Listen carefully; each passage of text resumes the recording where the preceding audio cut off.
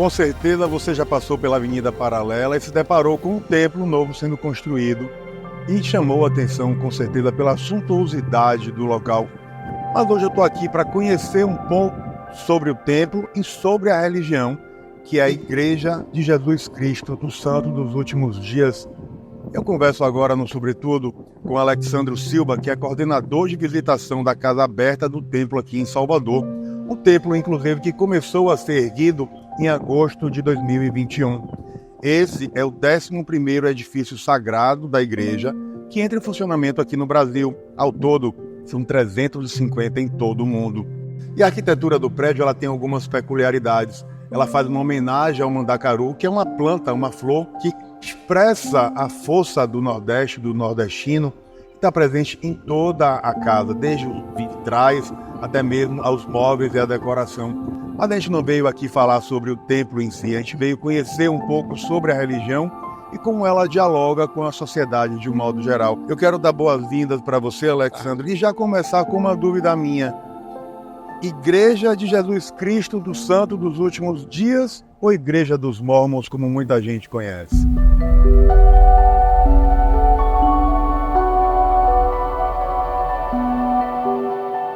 Bom, a Igreja dos Mórmons, na verdade, os Mórmons, eles foram um apelido carinhosamente dado, né, para os membros da igreja, mas nós gostamos de enfatizar que Mórmon, ele é um profeta do livro de Mórmon. E hoje, o nosso profeta, o William Nelson, ele enfatiza muito que nós possamos chamar a igreja pelo seu verdadeiro nome, que é a Igreja de Jesus Cristo dos Santos dos Últimos Dias. Como foi que iniciou a história da Igreja de Jesus Cristo dos Santos dos Últimos Dias aqui no Brasil, especialmente aqui na Bahia? Bom, a igreja aqui na Bahia, especialmente, né?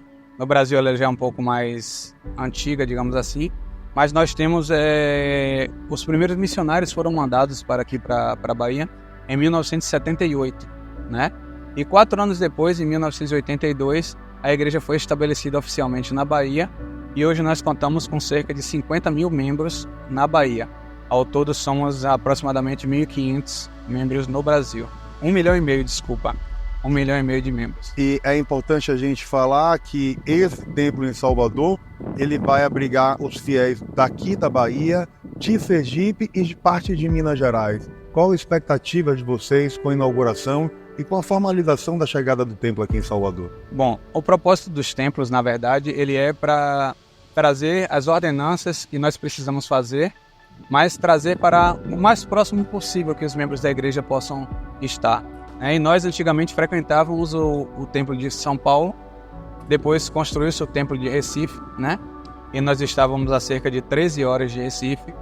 E a primeira presidência da igreja ela tem uma expectativa que nós possamos estar aproximadamente no máximo 4 horas de um templo, né? De distância de um templo. E por isso que o pessoal de Aracaju, o restante da Bahia, né? Petrolina também vai frequentar aqui, e o ramo de Nanuque, que é o norte de Minas. Hoje eles frequentam o templo de Campinas, mas vai ser mais perto eles virem para cá. Então a gente vai atender toda essa população de membros da igreja nesses locais. E a gente tem os templos, que é esse que a gente está conhecendo hoje, mas também tem capelas.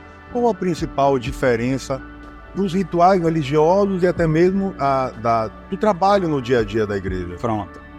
Nas capelas, nós fazemos as nossas reuniões dominicais, que são chamadas de reuniões sacramentais, e temos a parte da escola dominical, que é para todo o público da igreja. Nós temos classes desde das crianças, né? Berçário, primária, para os nossos jovens, os membros adultos solteiros e para os casados também. Temos classes para as mulheres, para os homens, que são as classes do sacerdócio da Sociedade de Socorro. Então, todas essas classes congregam no domingo, na nossa reunião dominical. Uma grande diferença para o templo é que nas capelas também nós realizamos ordenanças. Então, a ordenança do batismo para os membros vivos é feita na capela, né? E o nosso sacramento, né? Que nós fazemos também aos domingos e renovamos ele todo domingo. Então, esses 2 sacramentos principais nós fazemos na capela. A grande diferença para um templo, né? Que a gente aqui faz convênios para toda a eternidade. Então, quando nós viemos aqui, nós temos o batistério, que é o batismo para aquelas pessoas que já se foram além desse mundo, já morreram. E nós fazemos o batismo em lugar e a favor dessas pessoas. Nós não batizamos as pessoas mortas. É uma grande dúvida que algumas pessoas têm. Vocês batizam os mortos? Não, nós não batizamos os mortos. Nós batizamos, somos batizados em lugar e a favor deles por meio de procuração.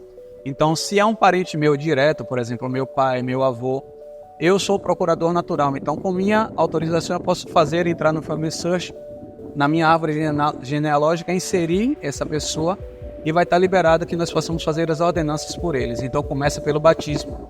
Depois, eles são confirmados, né? Tem a sala de confirmação e fazemos os convênios maiores, que pode chegar até o selamento, que é o casamento dentro do templo. É outra diferença que nós não fazemos na capela. Então nós entendemos que por sermos cristãos e acreditarmos na eternidade, na vida eterna, nós acreditamos também que nossas famílias elas podem ser eternas. Então esse convênio para a eternidade nós fazemos aqui no templo, que é o selamento, é o casamento para toda para a eternidade, para toda a eternidade. A igreja, ela é uma igreja cristã. Isso. Mas ela tem 2 livros que ela se baseia para conduzir a sua fé e processar a sua fé. Tem a Bíblia cristã, certo, que a maior parte da população conhece, mas também tem um livro dos Mormons. Qual a diferença e como vocês bebem dessa fonte para poder fortalecer a fé e o trabalho ministerial de vocês? Na verdade, como algumas pessoas pensam, nós não deixamos a Bíblia de lado. Na verdade, esses 2 livros eles se complementam. A Bíblia Sagrada ela foi escrita pelos profetas do Oriente Médio que viveram muitos anos, até depois de Cristo também. E nós temos o livro de Mormon como os profetas que viveram nas Américas. Então, quando Jesus Cristo visitou o mundo dos espíritos, né? Ele em morte foi ensinar a esse grupo de pessoas lá no mundo espiritual. Ele também visitou as Américas. E nós sabemos disso através desses profetas. E todo o livro de Mormon também, ele explica a vida dessas pessoas, né? As profecias dessas pessoas que viveram antes e depois de Cristo. E nós temos ele como um norte também por ser a pedra angular da nossa religião. Porque nós vivemos aqui na América hoje e somos descendentes dessas pessoas que estiveram aqui antes da gente. Quem congrega aqui na igreja tem algum tipo de ritual, de rigor, de vestimenta? O que fazer para que uma pessoa passe a frequentar e a assumir a igreja como a sua religião no dia a dia? Na verdade, não é que nós tenhamos um padrão. Todos são bem-vindos na igreja, né? Todos, independente do seu padrão de vestimenta e tudo. O que nós procuramos fazer ter um maior respeito, digamos assim, nas reuniões oficiais da igreja, né? Então nós entendemos, por exemplo, que nós usamos um padrão de domingo, digamos assim, como você está vestido aqui agora. Você está com a roupa mais composta. É diferente de você ir para uma atividade no meio da semana na igreja e você ir numa atividade que você vai renovar um convênio sagrado que você fez com Deus, que é renovar o sacramento, digamos assim. E a compostura, isso tem que existir em qualquer religião, lugar, independente de qual seja ela. Isso aí exatamente. É o que a gente espera, porque a gente está falando de um lugar sagrado, onde se professa a fé. Agora, existem etapas dentro da própria igreja para se chegar até mesmo à função de sacerdote, apóstolos. Explica para a gente como acontece essa divisão interna aqui na igreja. Na verdade, elas são vou falar pela parte do sacerdócio em si. Nós temos... a gente começa, é batizado, depois as pessoas recebem o sacerdócio arônico, né? Que é o sacerdócio menor, digamos assim. As chaves do sacerdócio arônico são passadas pelo bispo, que é quem detém essas chaves, né? E nós temos os graus dentro do sacerdócio arônico.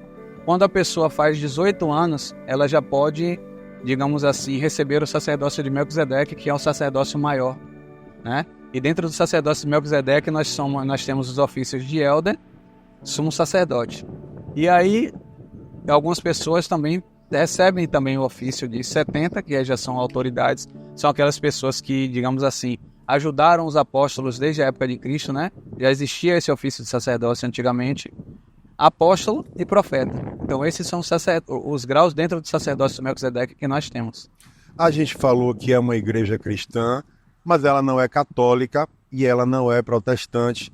Quais são as principais diferenças em termos de doutrina para o que as pessoas estão acostumadas a ver das religiões mais tradicionais, vamos dizer assim? Tem uma coisa que me atraiu muito para a igreja, é a parte social da igreja, né? A Igreja de Jesus Cristo Santos dos Últimos Dias, ela procura pregar a família, né? Que foi para isso que Jesus Cristo veio aqui, veio nos ensinar, mas também existe uma preocupação muito grande com o bem-estar das pessoas. Isso não é divulgado abertamente para os órgãos, porque esse não é o interesse da igreja. Mas, por exemplo, em qualquer catástrofe natural que nós tivermos ao redor do mundo, a igreja é uma das primeiras organizações a chegarem. Não sei se ultimamente nós tivemos a tragédia em Porto Alegre, e eu não sei se vocês viram aquelas pessoas com os coletes amarelos. Nós temos um projeto chamado Projeto Mãos que Ajudam, e nós somos essas mãos que ajudam as pessoas. A igreja tem um processo muito bonito com relação a ajudar essas pessoas, e nós procuramos fazer isso, né? Essa foi uma das coisas principais que chamou a minha atenção sobre a parte da Igreja de Jesus Cristo nos Últimos Dias. Eu não estou comparando com outras igrejas, a gente aqui não procura, digamos assim, confrontar o que uma igreja ensina, o que outra ensina. Nós entendemos que todos têm um objetivo principal, que é chegar a ser a Cristo, né? E viverem bem. E isso a gente tem falado muito no programa, sobretudo, é justamente isso. A gente está na Bahia, que é uma terra onde as religiões convivem harmonicamente. Não existe uma religião melhor, a minha ou a sua ou a de quem está nos assistindo. Existe a religião que lhe torna mais confortável, lhe conecta melhor com Deus. O mais importante é ter Deus como o parâmetro da fé.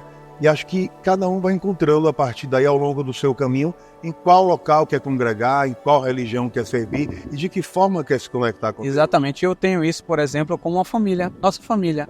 Eu não sei qual é a sua religião, mas, por exemplo, dentro da sua família, você deve ter inúmeras pessoas que têm religiões diferentes. Completamente na minha família é a mesma coisa. Então, poxa, você briga com seus familiares? Não, todos se dão, não por religião. Então é assim que a gente tem que lidar com as outras pessoas também. Eu trabalho em um local que pouquíssimas pessoas conhecem o evangelho do meu ponto de vista, da minha ótica. E eles não são diferentes de mim por causa disso. Nós temos somente o entendimento de como chegar a Jesus, a Deus, de uma forma diferente. E já que a gente está falando de Bahia, como essa pluralidade religiosa que existe aqui na Bahia, como a igreja se relaciona com as religiões de matriz africana, com o protestantismo, com o catolicismo, com o espiritismo, de que forma vocês enxergam as outras religiões e se há algum tipo de diálogo interreligioso entre vocês? Sim. Nós enxergamos eles como filhos de Deus, como todos nós somos, né? A gente não procura ter nenhuma, digamos assim, barreira entre as religiões. Nós procuramos nos ajudar, né? Entre religiões. Existem vários simpósios, várias reuniões a respeito de temas interreligiosos, né? Há pouco tempo atrás, por exemplo, acho que antes da pandemia, eu não me recordo a data agora, mas nós tivemos um congresso interreligioso no Vaticano. E um dos nossos apóstolos estava lá representando a igreja diante de todos os outros líderes mundiais da igreja. Então isso para a gente é um exemplo, porque a nossa liderança mundial está tentando mostrar para a gente que não existe barreira entre religiões. Todos procuram buscar o mesmo Deus, o mesmo, digamos assim, o mesmo caminho para a nossa felicidade. E eu acho que a melhor forma disso é que nós possamos conviver bem entre pessoas. E acho que isso é o mais natural possível. A igreja, ela tem um aspecto muito forte, que ela é uma igreja missionária. Como funciona esse processo e como participar dele? Na verdade, os nossos membros, né, são incentivados, né? Nós entendemos que, por exemplo, para os homens é um mandamento eles irem para a missão. A missão para os homens, ela dura cerca de 2 anos, né? É totalmente, digamos assim, voluntária. E as irmãs, né, com 19 anos, elas também são incentivadas, mas a gente não entende que seja um mandamento para as mulheres. Eu, por exemplo, tenho um filho hoje que está na missão. Ele está desde o dia 5 de junho na missão. Está servindo a missão São Paulo Leste. E vai ficar 2 anos lá, está muito feliz. Eu acho que é uma maneira da gente mostrar o nosso amor ao Salvador e a gente poder espalhar o Evangelho ao todo mundo e abrir a boca para poder falar do Evangelho de Jesus Cristo e convidar as pessoas, né? Numa missão como essa, como acontece, aí uma coisa muito prática, como acontece, seu filho fica onde, como acontece essa questão dos custos, da despesa, Ele está 2 anos servindo em missão e tem despesas, as pessoas vivem hoje. E tem aí uma coisa muito, muito particular, que eu sempre tive essa dúvida, como acontece esse processo? A igreja acolhe? É uma das coisas muito interessantes que nós temos, por exemplo, como eu te falei antes, nós não procuramos saber o que ocorre em outras religiões, mas uma das coisas que eu vejo aqui na igreja que é muito satisfatória é que nós sabemos para onde está indo nossos dízimos, nossas ofertas. Então, esses jovens, eles vão à igreja, arca com a grande maioria das despesas deles, né? Então, eles estão ao redor do mundo a serviço da igreja e a serviço do Salvador Jesus Cristo. Evangelizando as pessoas. Então, por exemplo, não é porque se você não tiver condições de ajudar a ir por uma missão, mas se você tem o desejo de ir para a missão, a igreja nunca vai te barrar. Ela vai te mandar para a missão e você vai servir sua missão da melhor forma possível, sem problema nenhum. Ao fazer uma busca sobre a igreja, estudar um pouco para a gente conversar, eu percebi que havia muita controvérsia em torno dos chamados mormons fundamentalistas dos Estados Unidos, que defendiam a poligamia, que tinham um estilo de vida diferente. Tem alguma diferença ou a igreja em todo mundo ela tem a mesma forma, o mesmo ritual, as mesmas práticas? Não. A igreja é totalmente contra a poligamia. Claro que nós víamos antigamente, isso era digamos assim, uma vivência de épocas e local, né? Sim. Antigamente a gente via, tinham alguns profetas do Velho Testamento, inclusive, que tinham várias mulheres, né? Isso era uma cultura local. Sim. Mas hoje em dia nós não temos essa cultura em nenhum país, então a igreja aboliu nunca apoiar, mas também ela aboliu para que não pudesse ser visto isso, porque as pessoas entendem que por você ter tido essa prática culturalmente no passado e que hoje a igreja apoia ou não. A igreja não apoia a poligamia, inclusive o adultério é um dos pecados que são mais rigorosamente tratados dentro da igreja, né? Então nós pregamos sim que as famílias podem ser eternas, mas as famílias normais e naturais dentro do nosso estado, falando do Brasil praticamente e daqui da Bahia. A igreja é conhecida por muitas pessoas por ser uma igreja rígida, por ser uma igreja com um rigor maior na sua condução no dia a dia. Há realmente a proibição para drogas lícitas, como a bebida alcoólica, como o tabaco? Como vocês lidam com esses temas do dia a dia? Na verdade, foi como eu estava te falando com relação à entrada no templo. A entrada no templo, nós precisamos de uma recomendação. Dentre essas perguntas que a gente recebe para saber como está a nossa dignidade perante o Senhor, nós temos dentro da igreja o que nós chamamos de palavra de sabedoria. Então, a palavra de sabedoria nos diz que nós não podemos ingerir certas bebidas, como, por exemplo, o café, porque o café em si ele não é somente a cafeína. Ele tem várias coisas dentro dele que lhe incentivam e mudam o seu corpo. Então, nós temos o nosso corpo como um templo sagrado. Eu, por exemplo, antes de ser membro da igreja, eu bebia muito café. Não fazendo aqui apologia contra o café, não, gente. Muito pelo contrário. Mas quando eu deixava de beber, eu sentia muita dor de cabeça. E eu deixei de beber café naturalmente. Eu parei de beber, foi muito difícil. Mas, por exemplo, hoje eu não bebo café, não sinto falta. E se você for ver, outras religiões também, elas não incentivam que as pessoas bebam bebida alcoólica, tal, porque isso nos tira um pouco do nosso eu, né? E nós, o eixo de conexão com Deus, e acho que isso que nós precisamos estar aqui. Nós precisamos estar nessa terra e entender qual é o nosso propósito de estar aqui, para que nós possamos entender aonde nós queremos chegar e como chegar nesse local. A igreja, ela como se posiciona hoje com relação a temas polêmicos, como o casamento entre pessoas do mesmo sexo, entre o aborto. Você já falou que a poligamia não é aceita, a monogamia é defendida como uma prática de vocês no dia a dia. Como conciliar a religião, os dogmas e doutrinas da religião com o mundo, com a sociedade atual que a gente vive? Eu só vou dizer com uma pequena frase. O Salvador, ele ama o pecador, mas não ama o pecado. Então é assim que a gente procura fazer aqui dentro da igreja. Então a gente não vai te recriminar por você estar pecando. Você pode ser advertido por seu líder, a única pessoa que tem autoridade para fazer isso. Ninguém precisa estar sabendo dessas coisas, mas nós não defendemos certos tipos de bandeiras, como você falou há pouco, mas nós amamos o pecador e nós queremos deixar ele próximo a nós, para que de uma forma mais sábia possível, nós possamos ajudar essa pessoa a sair da vida de pecado. O casamento é um elo importante da igreja consagrado e que une as pessoas. Como acontece os casamentos? Como são os rituais aqui dos casamentos? Os casamentos, na verdade, eles podem ser feitos por uma pessoa autorizada. A gente precisa, na verdade, que os cartórios autorizem, sejam pessoas autorizadas pelo cartório para que possam ter efeitos de lei, mas nós, membros da igreja, entendemos que esse casamento também pode ser feito aqui dentro do templo, né? Que a gente aqui acredita numa vida para toda a eternidade, nós acreditamos que as famílias também podem ser eternas. Então, o selamento dentro do templo, ele nos, digamos assim, nos habilita a que a gente possa estar em família por toda a eternidade, desde que nós sigamos tudo que seja instruído, como mandamentos, né? E de acordo com a nossa fidelidade, nós vamos ter as bênçãos para toda a eternidade. A religião se define como a restauração da Igreja de Jesus Cristo, conforme estabelecida originalmente. De que forma isso acontece na prática? E se a religião acredita na ressurreição de Jesus Cristo e na vida após a morte?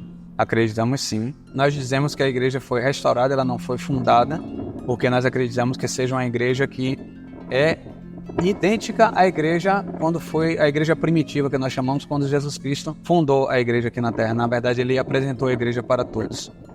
E aí nós entendemos realmente que todos os princípios e fundamentos da igreja primitiva nós procuramos fazer aqui da melhor forma possível. Somos pessoas falhas, mas a gente procura fazer e cumprir tudo aquilo que foi nos deixado como legado por Jesus Cristo.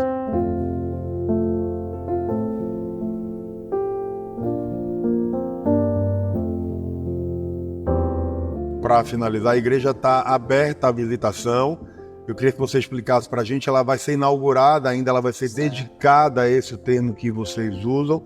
Como acontece para as pessoas visitarem, conhecerem, e depois de dedicada, como fazer para vir conhecer a igreja e conhecer um pouco da fé como vocês professam? Pronto, falando para a população em geral, a igreja começou sua visitação pública no dia 22 às 18 horas, né? 17 horas horário programado, mas nós abrimos os portões às 18 horas. Com exceção dos domingos, todos são muito bem-vindos para conhecer, tirar suas dúvidas a respeito do Evangelho de Jesus Cristo, conhecer o nosso trabalho feito dentro dos templos, né?